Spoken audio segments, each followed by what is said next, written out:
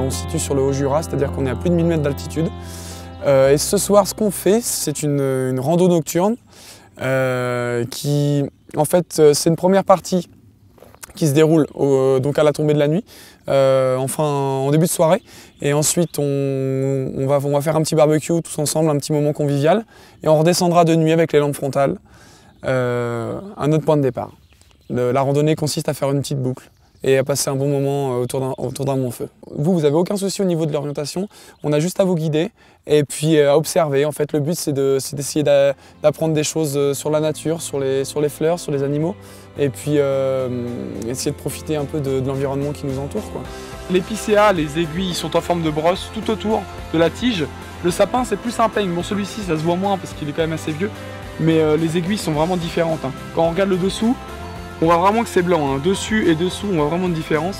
Et quand on s'approche de plus près, on voit 2 petits traits blancs, ça c'est typique du sapin. La façon la plus facile de différencier les deux espèces, c'est vraiment au niveau des aiguilles.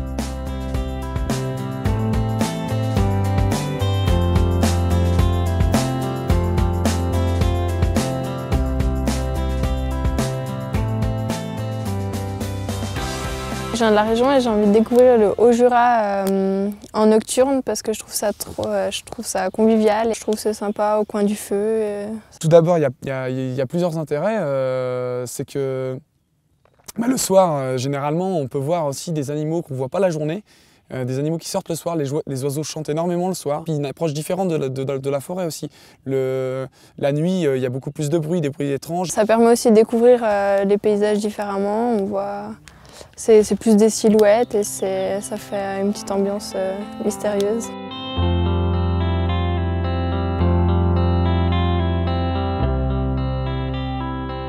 Donc après une première partie de randonnée, donc on arrive dans cet endroit, une petite clairière au milieu de la forêt, où on trouve une yourte et une tente trappeur pour vous accueillir été comme hiver.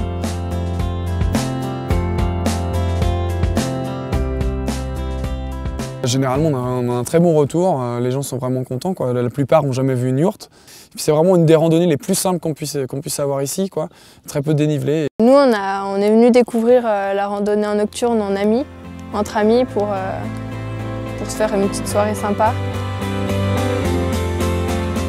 Cette activité s'adresse vraiment à tout le monde, hein.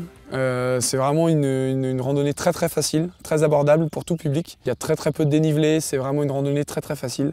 Ça s'adresse aux amoureux de la nature, mais pas seulement, aux gens qui aiment respirer un bon air pur, voir de jolies fleurs et essayer de voir des animaux, pourquoi pas. Maintenant, on va repartir, on a à peu près 20 minutes de descente. Bon, surtout, vous regardez très bien par terre où vous mettez vos pieds parce que là, on n'y voit vraiment rien. Donc, on va éviter les torsions de cheville, hein. Donc, on suit et puis on reste près les uns des autres.